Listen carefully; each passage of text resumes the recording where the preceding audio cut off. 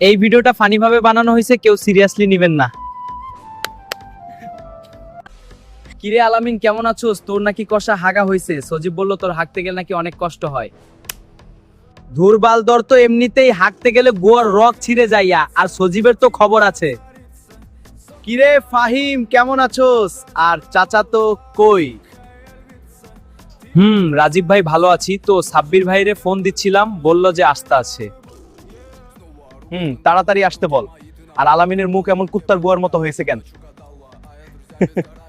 আরে রাজীব কাকা আমার কষা হগ হয়েছে, তার জন্য কান্না করে বলা।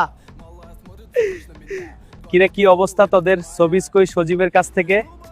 সুইটির নাম্বারটা নিতে হবে। এসে পড়েছি ফাইন, তোমার ভাইস্তা কই? ফাইন কাকা, ফাইন কাকা আপনারে কাকি ডাকে নুডলস রান্না করছে।